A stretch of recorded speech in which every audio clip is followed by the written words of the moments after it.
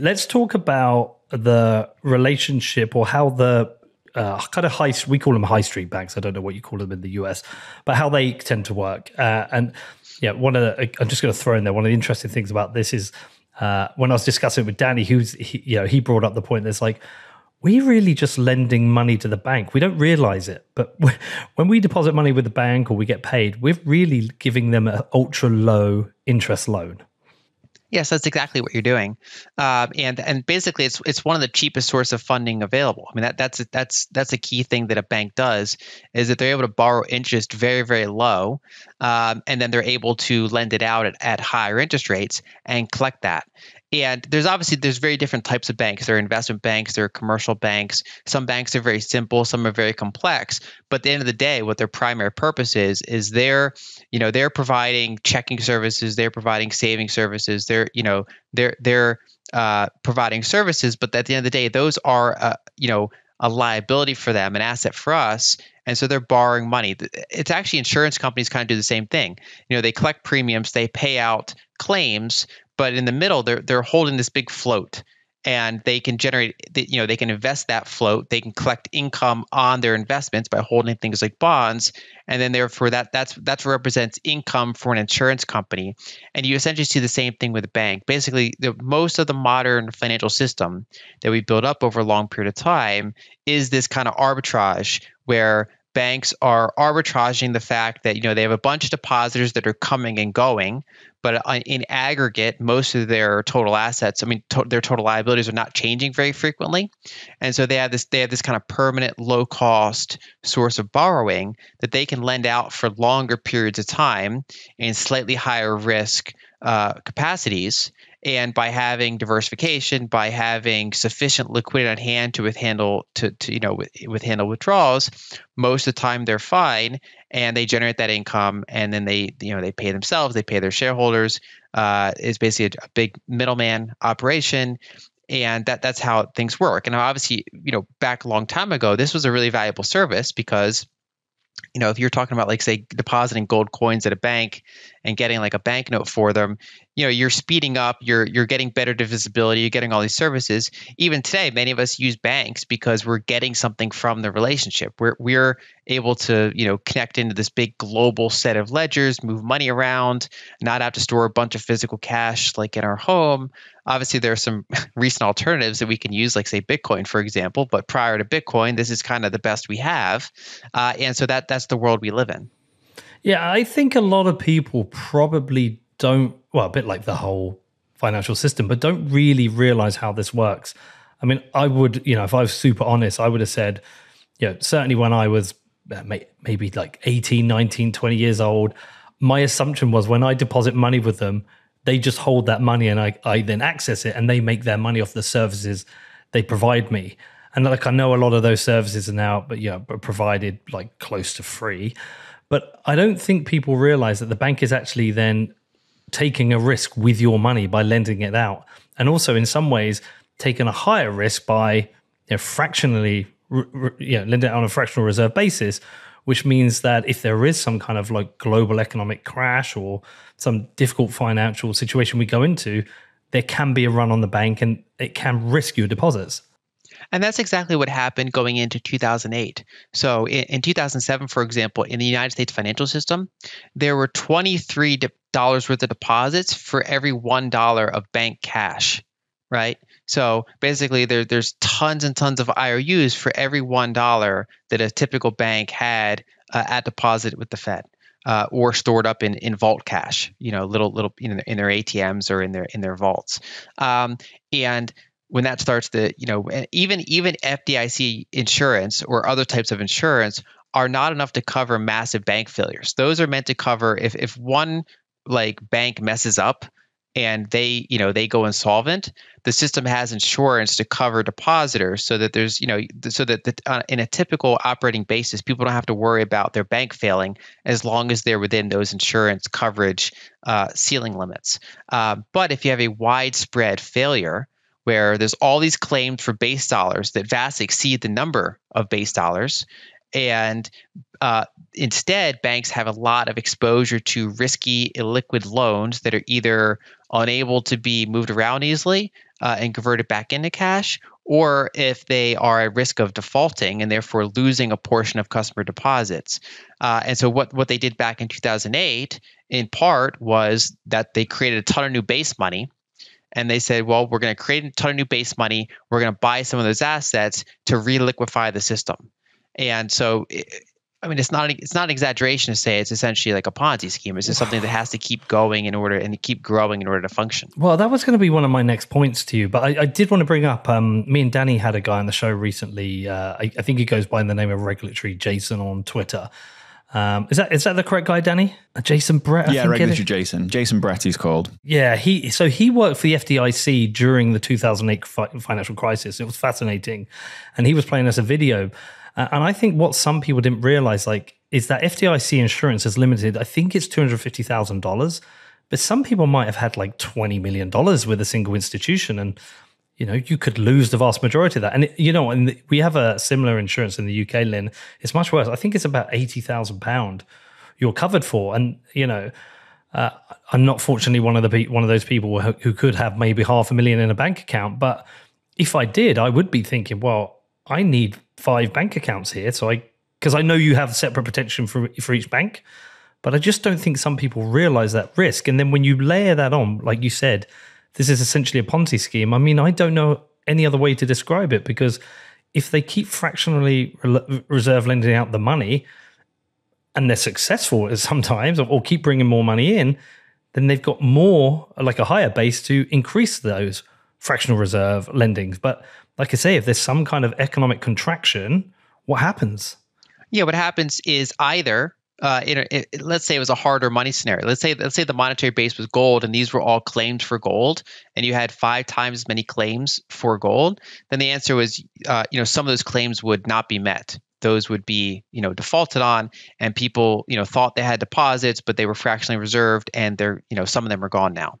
In the current system, because the monetary base is flexible, it's basically just it's a central bank ledger. Instead, what generally happens is if the system starts to collapse, starts to freeze up like it did in 2008, they instead rapidly increase the monetary base. And so you instead kind of spread it out via inflation and currency dilution rather than defaults.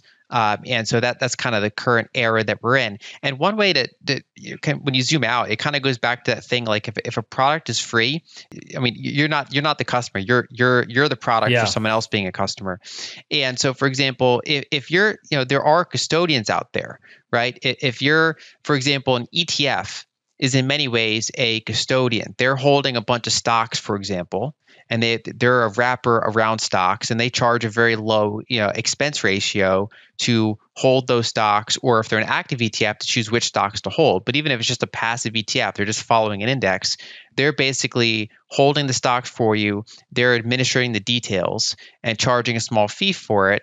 And that's a custodian relationship. Same thing if you have gold in a vault somewhere, normally you're paying a very small fee in order to maintain that, because they're not lending your gold out.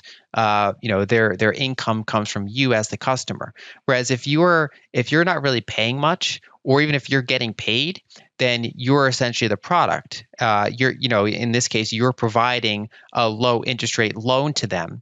And the relationship we have with the banks is a little bit of both, because in some ways we do pay fees. We might pay a fee for a wire transfer or something like that, but we also, earn interest, or at least we used to, and now we kind of do around the margins, because we're the ones providing that low cost loan to them. And this is the system we've been in for quite a while. You're essentially my financial system Jesus. I always refer to you, Lynn, for any questions regarding anything to do with the financial system. But so for me, it'd be really interesting to understand: are there any from your perspective? Are there any pros to a fractional reserve system? Is it something that is beneficial? Is it something that is beneficial but is exploited or abused? Like, how do you generally feel about the idea of fractional reserve lending? So I generally separate beneficial and harmful that's one axis versus inevitable or not inevitable. So I think kind of the way I put it is that it's inevitably going to happen, at least with the current and the prior level of technology that we had for the past couple centuries. That is essentially anytime you have a custodial service, like you're depositing your gold, you're getting claims for that gold at a future date, those people inevitably realize, wait a second, most people don't come and take the gold out at the same time, and therefore I can use this. And then you start to get market pressures, like all these different custodians are holding your gold, and they're all charging fees. And then someone says, wait a second, if I lend 20% of this out, I can generate some income from that, and then I can charge my customers no fees, and they all want to use my service instead of my competitors. And if they don't disclose that to customers, it's fraud. But if they do disclose that customers might say, well, I mean, if you're loaning out 20% of it, that sounds reasonable. If they're, secure lending practices and so forth, it's 80% backed by gold, it's 20% backed by, less liquid loans. Sure, I'll take that trade-off. And then another one might come along and say, we're going to lend out 40% of it. And not only are we going to make the custodian free, we're going to then pay you a little bit as profit sharing. Right. And so there's kind of, I think it's one of those things where if you have a mismatch in speed between the claims and the underlying, right? So gold is slow and bank accounts are quick, you're going to get that arbitrage, and banks are going to make use of that arbitrage. That's why once fractional reserve banking was a thing, it spread everywhere. And so I think it's one of those things where it's inevitable in that current era of technology. Basically, market forces are going to keep pushing in that direction. Whenever they push it too far, it's going to blow up. And so it's less that I view it as good or bad, is that I view it as inevitable. Now, I think there are ways, I think, if you had a bearer asset that could settle quickly, there's less of a reason to fractionally reserve it. And basically, whenever it attempts to be fractionally reserved, it's much more likely to break. Because people can pull it out quicker. There's less of a reason to put up with that risk, right? So I think that basically as technology changes over time, with Bitcoin, for example, I think that can squeeze out the need for it. But I think it's basically inevitable over the past number of centuries that it's going to be there. And I think that's a really good place where you can almost compare and contrast what's happened with our industry over the last year to 18 months, in that, look, we know what happened in 2008. The banks did fail. And when the banks failed, they were able to be bailed out by the government. Whatever it was, 800 billion in relief for the banks back in 2008.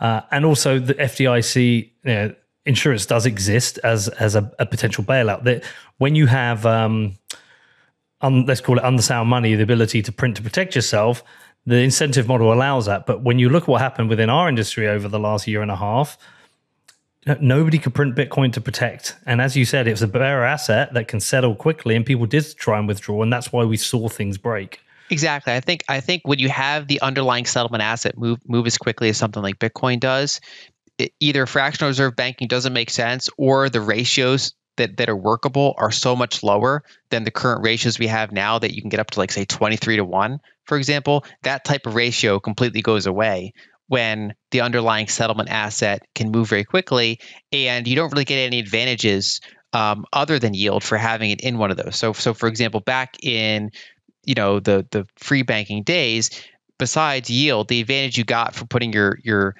gold in a bank is, one, you didn't have to worry about custodying it anymore.